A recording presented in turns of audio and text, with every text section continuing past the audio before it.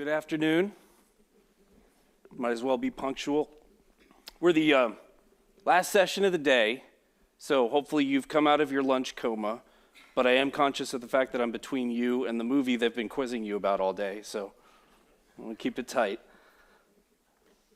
So, welcome to No, Copilot is Not Your Pair.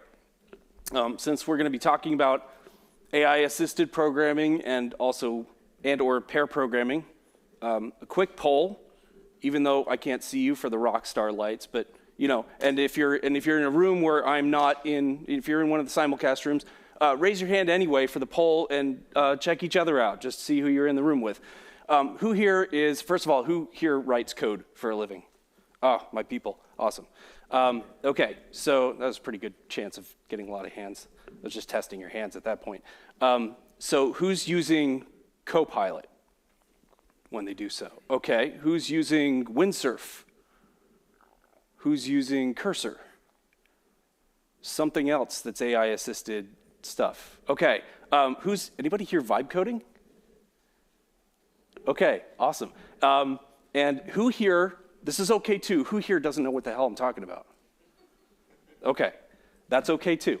So I want to preface all of this with, by saying, I am not a Luddite, okay? I am all about AI-assisted programming. It's amazing. I use it daily. I'm a fan, an evangelist even, for the thing that I'm going to be ranting about a bit today. Also, whenever I say Copilot, I'm giving myself a little verbal shortcut. I'm not zeroing in on GitHub's actual brand name product. I'm using it kind of colloquially like you would use Kleenex or Googling or Band-Aid. It's the brand name that colloquially has become the thing. But I am going to call GitHub out for their marketing. So first, a little bit about me. My name is Jon Fazzaro. I've been a software professional for about 23 years. And some days I think I've just about got the hang of it. I've had several different titles in that time. Some of them more precise and accurate than others. Some of them a little more confusing. That one in the middle right there, Agile Coach, that was an interesting bump. So I've always been the kind of developer that was advocating for practices that technical practices that usually fell under the Agile umbrella, at least in the first part of the century. Stuff like extreme programming, test-driven development, pair programming, CI/CD, things like that. And so I was excited from that perspective when I got the Agile Coach role. I was like, okay, now I've got, I'm actually doing this. But then, over several years of being that along with other people in the industry who were also in the role of Agile Coach, I realized that most folks in our industry have a very different definition for what an Agile Coach is. And I've taken the liberty of summarizing it here. Agile Coach is a Jira administrator who dives at every chance to be the team's secretary because, God forbid, a dev stop typing code long enough to track their own work or run a meeting, who wedges Scrum words into every conversation with no regard for whether they mean anything to the people that they're talking to or whether they are the appropriate concept, and who reads the screen to a room full of people who can definitely already read, which is, if you work with me for like 5 minutes, this is definitely not what I do. And so over the last couple of years, I've tried to come up with a few unofficial job titles to describe my work a little more effectively. The last two are my favorite, the longest one and the shortest one. So, just by trying to describe what I do without saying the word Agile, because it's kind of become sad. So, it's a funny and at the same time terribly sad and frustrating thing when what happens to words and terms in our industry once enough people get a hold of them. Martin Fowler has a great word for it. He calls it semantic diffusion. This is a very useful concept to have a term for. I hope semantic diffusion doesn't get overused and semantically diffused at some point. But this brings me to our problem with pair programming and AI. There are so many wonderful, brilliant ideas in our industry that haven't quite made it the last mile across the threshold of adoption, to where, if I'm walking down the street and I see, a software dev across the way, I know that person's probably using source control. In fact, they're probably using Git. They're probably using GitHub. Okay, the odds are good. So in any case, source control is a practice that has made it the last mile. But I probably couldn't say for sure if that person was using test-driven development. In fact, in my travels, the odds are they were not. And I've seen also in my travels as a software consultant that helps teams to ship code safer and faster, I've seen that the root of most of the suffering in our work as nerds is in these things not having been adopted, in part due to widespread misunderstanding of what they even are and what the words mean. So a lot of my work with teams involves helping them to learn and master these ideas that make the work of software genuinely better, safer, faster. And often before we can do that, we have to spend some time un-effing their understanding of what the words mean. So when an industry giant like GitHub comes along with a brilliant new integrated AI assistant, and they market it by saying, Copilot is your AI pair programmer, something in me starts to boil up, and I have a desperate need, to get up in front of a room, maybe in a shiny movie theater and in video across the internet someday, and say, nope, nope. And some of you may already be with me on this, but for the rest of you, let me talk about pair programming up here a little bit up front. All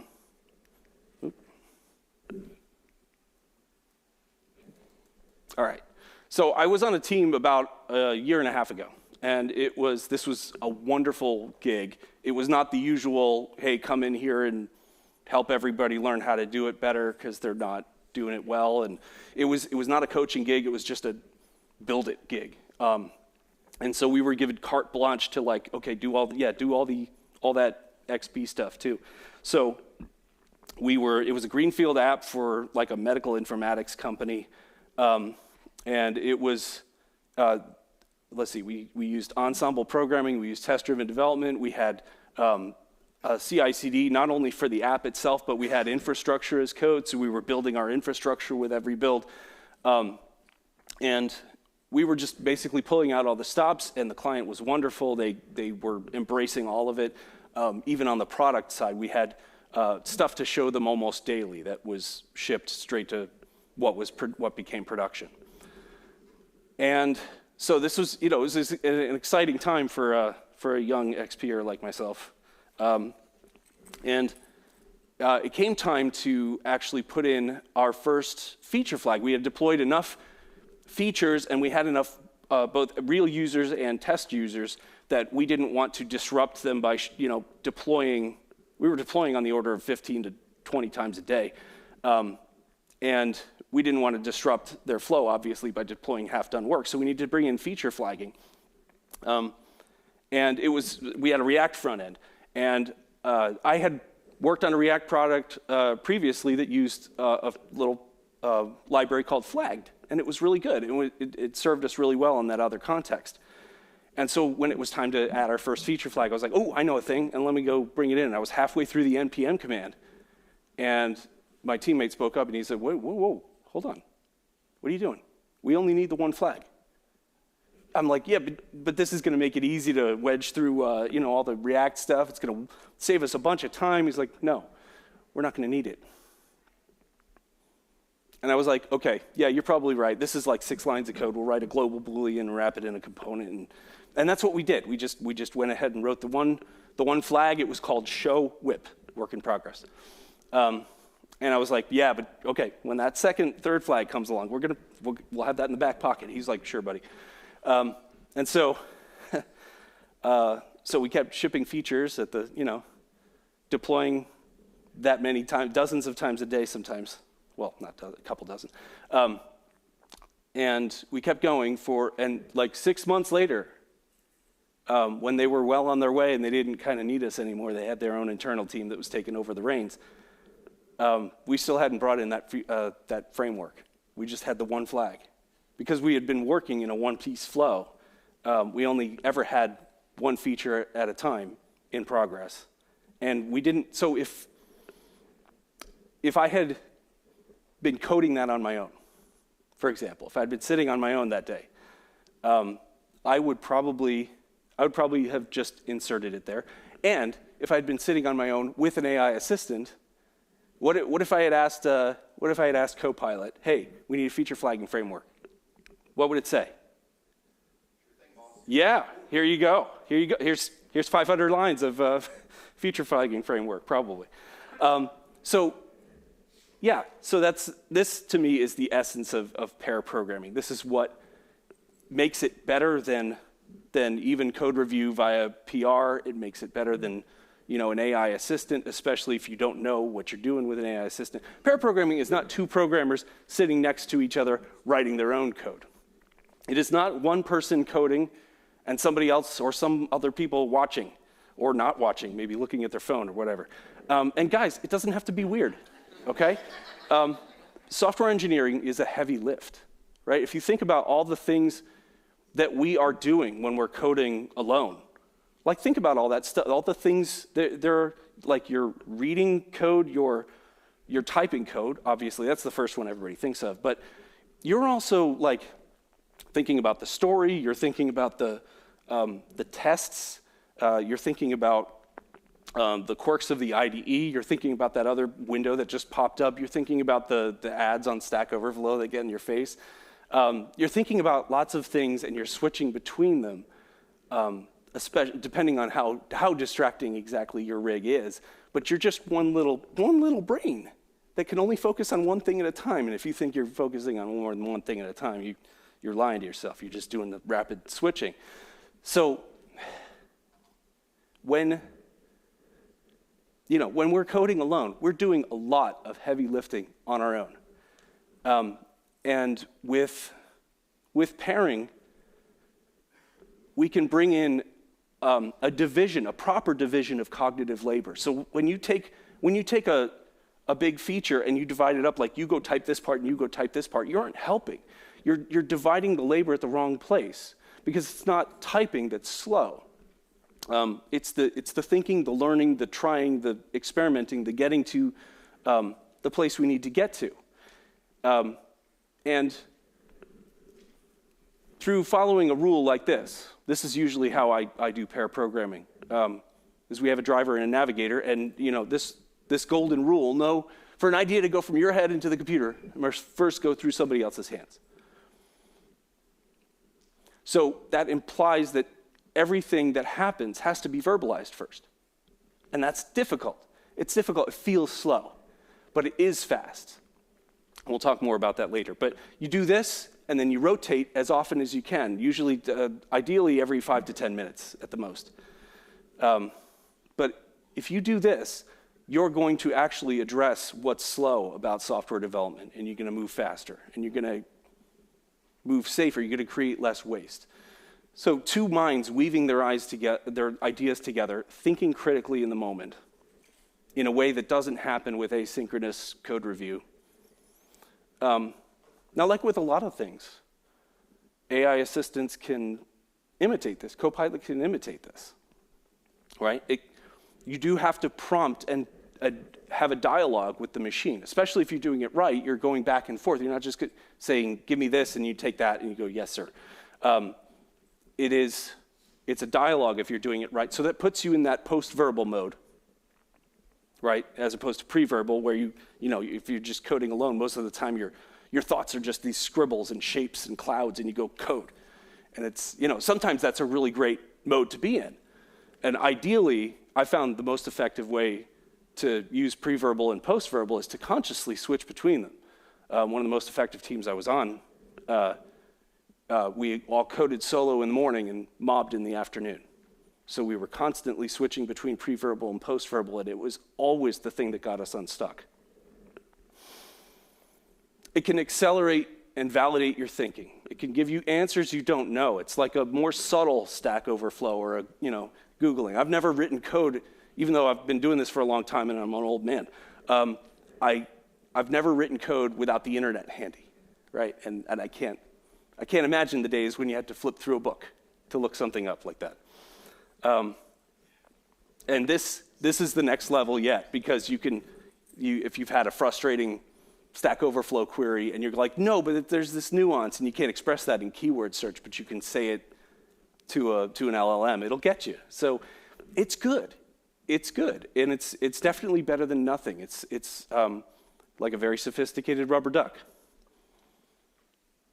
But there is something that no amount of AI assistance can do for us.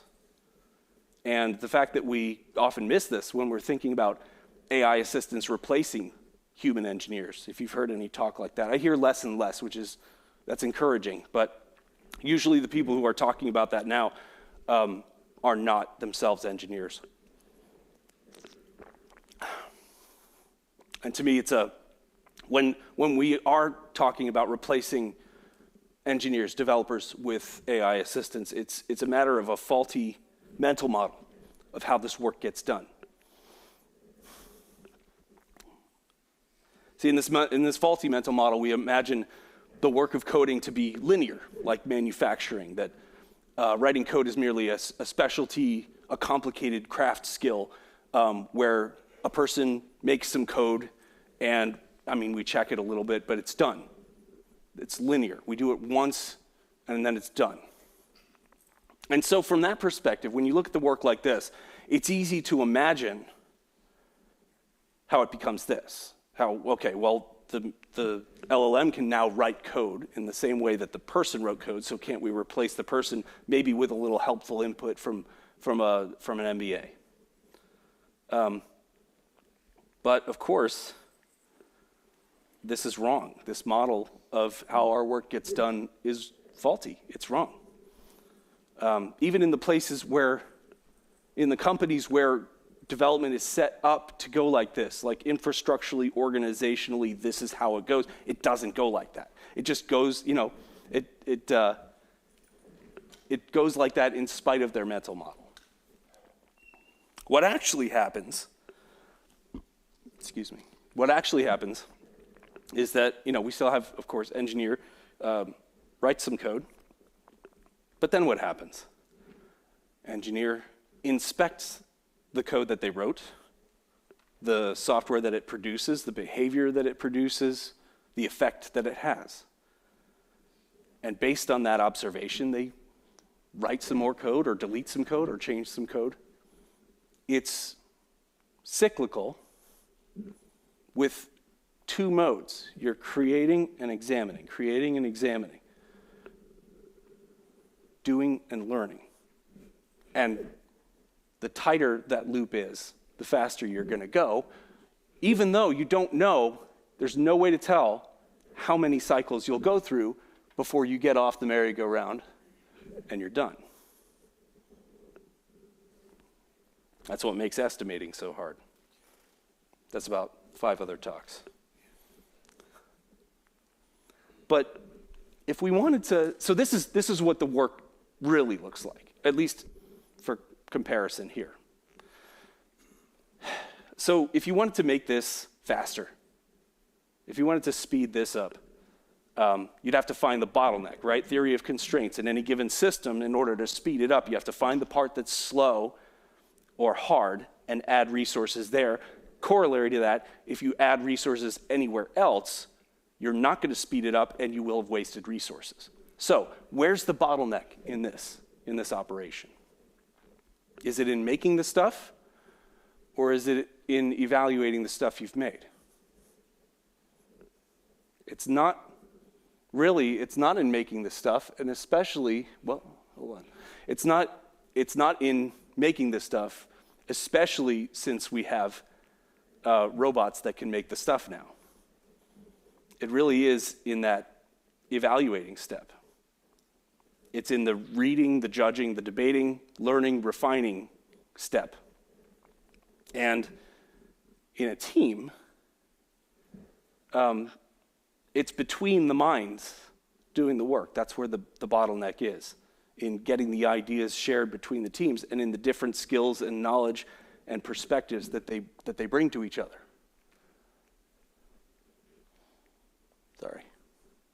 Okay, and this is one of those slides that you take a picture of, if I may be so arrogant as to suggest that. So the performance of a team doing knowledge work, and software engineering is knowledge work. Performance of a team doing knowledge work is a function of how quickly its people can share an idea.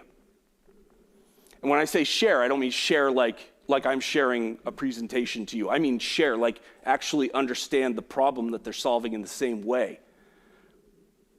That they have the same shapes in their mind when they say words to each other.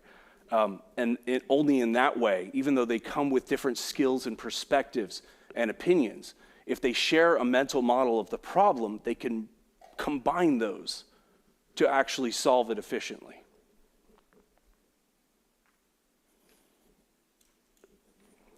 And most teams, most organizations attempt to address this bottleneck with meetings. How's that working? You like meetings? I don't like meetings. Not when I can help it. I prefer doings. So as our forebears discovered decades ago, this evolution learning step here goes better and quicker with somebody else there, maybe several someones. And by then we're talking about mob programming, ensemble programming, software teaming, another semantic diffusion that terminology is trying to keep up with. So where does the AI assistant go in this model? At least commonly, we find it over here. It's emitting the code.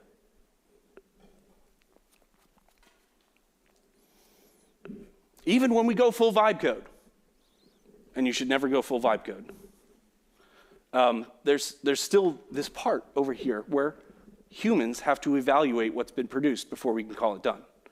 That's why we will always need human software engineers to evaluate the proposed solution. Now, what scares me is the bigger and bigger chunks that we get the machine to emit. That's the bigger and bigger batches that we have to evaluate. And I don't know about you, but I've never seen a 300-line pull request that didn't look good to me. So why can't the AI assistants, why can't the LLMs help us over here on the evaluation side? Can't they assist with evaluation and testing? Yes, absolutely. But then, of course, we have to check their assistance. We have to evaluate the evaluation. Did they help us correctly? So there's however many turtles you go deep, there's always a human that has to understand the problem enough to check the machine's work. There are probably going to be mind-blowing advances around AI technology for the rest of our lifetimes. And that's pretty cool, I think. But there's going to be one thing that never will change or improve. And this part sounds like navel-gazing, but stick with me, I think it matters. It's like something to be you. Sitting in the chair, listening to me babble stuff at you. It's a comfy chair in most cases, I think. This is pretty nice. You're having an experience. It's like something. You're not just a piece of meat that's going through some motions, and neither am I up here. I'm having an experience. And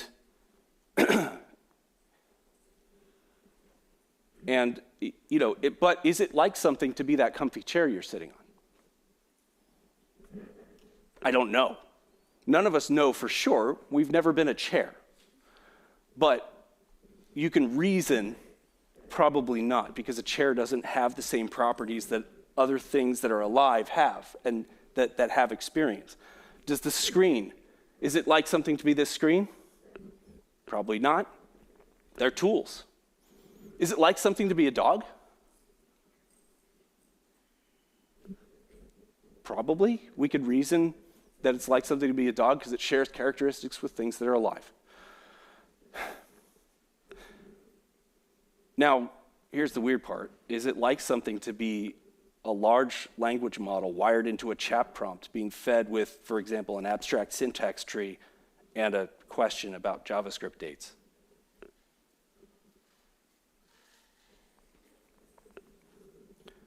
No, but especially the less you understand about large language models, the more likely it is that you will reason, yes, it's like something to be that LLM. It's alive, it's conscious. But no, it's not. It's not alive. It's not dead. It's not conscious. It's not like something to be an AI. It is a tool. So it's not conscious. There's no light. There's no experience there. So what is its motivation? What does it want? I promise this is important to the question. What do AI assistants want? What does Copilot want? There was one fellow named Jesse James Garrett that said, AI doesn't know anything. It simulates understanding. What it actually wants is approval. But based on my point I was just making, that it's not like anything to be an LLM, I disagree. That's an illusion. That's false. The people that made the user interface, the interface with the LLM, made it nice and polite and subservient so that you and I would keep typing the next question into it and keep feeding quarters into the machine. In any case, my point is, a computer can never be held accountable. Therefore, a computer must never make a management decision. This is a legendary missive from IBM. Nobody knows exactly, there's like sort of an urban legend around its source, but this surfaced in a tweet several years ago. And it predates, as far as I know, any LLM. And it applies here, I think. And we can extrapolate management decision to map to any critical evaluation done in the process of software engineering or any kind of knowledge work. And checking the work is something that the machine can pretend to do. When it does, a human will ultimately end up, like I said before, checking the checking anyway. President Eisenhower, when he was General Eisenhower, at least apocryphally said, in preparing for battle, I've always found that plans are useless, but planning is indispensable. So like the actual plans, we could throw those out, but we've gone through the process of planning. That was the valuable part. It made us think hard about the situation and really uncover all the stuff we needed to consider. And analogously, I think if we let the machine do the checking, do that evaluation step, then we're not only going to end up with the rubbish part that we have to check anyway, but we're abdicating that indispensable part, the experience of having to grind through, is this right? Is this correct? Is this effective? Is this what we wanted? And at that point, it's not software engineering, it's software engineering theater. Let's talk for a minute about hallucination. You probably knew this was coming. LLMs often make up things that aren't true, and computer scientists have termed this hallucination. But there's something wrong with that term. There's something wrong with it, even though it's caught on. In psychiatry, hallucination is a false or misleading perception. It's a pathology. It's something that happens when you're not working properly. When an LLM gives you false information, it's not a malfunction. It's designed to take its inputs and fabricate an answer and present it confidently. When LLMs get things wrong, they aren't hallucinating, they are bullshitting. And this has a negative connotation, but it's not necessarily negative. Like, there's good versions of bullshitting. If you go out in your backyard, if you're blessed to have a backyard, and you have a neighbor, if you're blessed to have a neighbor, and you see him across the way, and you're like, hey, and you like say some things about the weather that are really completely inconsequential, and you've exchanged no knowledge. But what you've done, I mean, that's bullshitting, right? You've emitted a conversation that seems like a conversation. It was fine, but you didn't really accomplish anything. Well, what you did accomplish was there's sort of this I'm okay, you're okay contract that's been, sent back and forth, and that someday, because you're okay and I'm okay, someday if you need my help, I'll be there to help you, and maybe hopefully vice versa. So that's a positive implementation of bullshitting. So it's not necessarily a bad thing that LLMs bullshit. And they've been, obviously, we're talking about them still, and we're using them every day. They are helpful in their bullshitting, but it's bullshitting. So when somebody, I guess my point is though, when somebody trying to hype LLM usage, generative AI, talks about improving the hallucination problem, tuning it down or getting rid of them someday, they are lying, either to themselves or to you. Maybe to sell you something. Maybe they're just excited. But this isn't going to get better fundamentally. We could only, on the human side, get better at seeing it and mitigating it. Hallucination, the bullshitting, it's baked in. It's a feature. It's not a bug. By the way, bullshitting is definitely a human software engineering problem too. You're doing plenty of bullshitting when you're writing code, especially when you do it by yourself. A placebo. It's another thing that sometimes carries a negative connotation. Excuse me. A placebo is a fake passed off as the real thing. Most typically in a medical study, you have a placebo. Somebody takes a sugar pill, or one group takes a sugar pill, and one group gets the real medicine. Everybody tends to feel better because taking medicine is a story that you tell yourself about, I'm going to get better because I took this thing. It's the difference between the folks who got the placebo and the real medicine. That's what the medicine did. The rest was the story that their brains told them. Copilot, AI-assisted programming, is a placebo for pair programming. And again, there's a bad false connotation to this idea, but like with bullshitting, a placebo is not necessarily a bad thing. Often it's better than no treatment at all because it's relieved some suffering.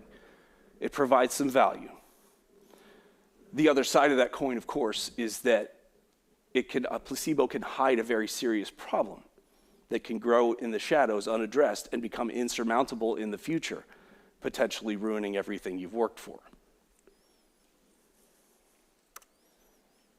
It's all in how you look at it, all in how you use the tools that you have. And by all means, keep using Copilot, keep using AI-assisted programming.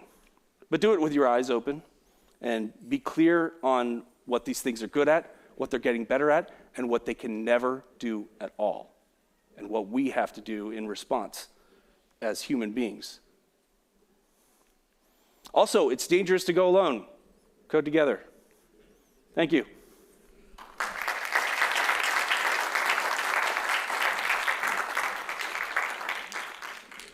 I think we have some time for some questions or comments. I can't see hands in the back especially, so just go ahead and call out if you got anything. Copilot's incentive is for Microsoft to charge you for additional license. Yeah. Yep. Yeah, there's definitely a usage model there that we should all have learned a lesson from social media on. You keep pulling, it's got you.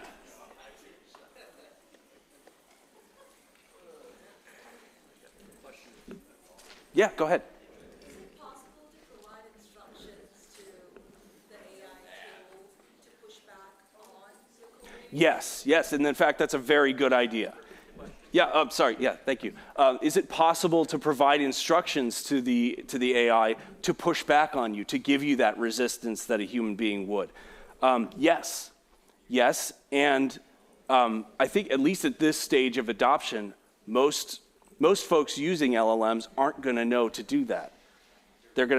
And certainly when you're not maybe in a chat interface, or you don't have any kind of prompt instructions or general framing for your interaction with the AI. Like if you're in autocomplete mode right in your editor, you don't get that. So yeah, that's one of those things that as human beings we should learn that that's what we need to do with these things if we're going to trust their output, at least trust it more than we already do.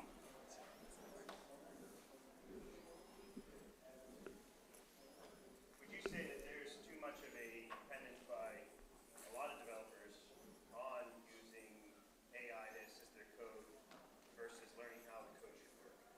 Would I say, the question is, would I say that there's too much dependence? Do developers depend too much on AI versus learning how to code or how the code works? I think so. As a person who's been coding without AI for like 20 years, that's my natural reaction, is you have to understand what the actual code is doing before you can do it. I think there's a certain amount of what's going to happen over the next generations that, like I've never written assembler, for example. So there's a level of abstraction that we're going up.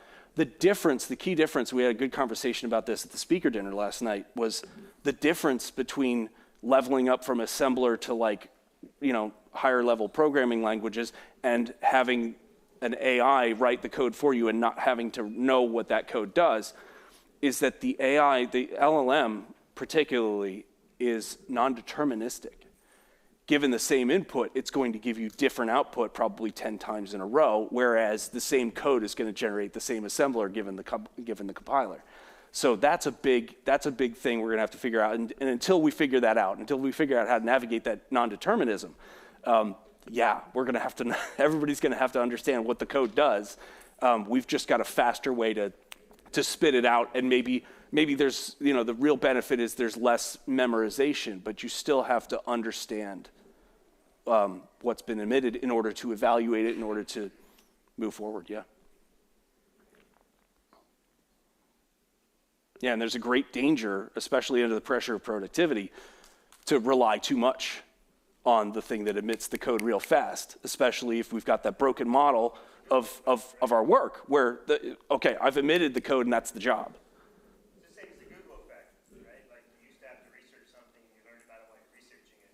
Yeah. Now you look it up and you know it for that second, but you don't really know much about it. Yeah. Depth of it. Versus reading an encyclopedia entry or a book or whatever about it, you know depth about it. Instead, you know what you need to know this second. It's the same thing here. The developer uses the AI and they need for that second, but they don't have to repeat that next time. Yeah. You were saying it's the same as having ephemeral knowledge because it solves your problem in the moment. You don't retain it versus having to study it, having to memorize it, learn it, internalize it, so that you always kind of have that with you. There's definitely a gray area in there as to how much it's worth to internalize and how much is good to just always be able to look up, and that's another hard line to navigate.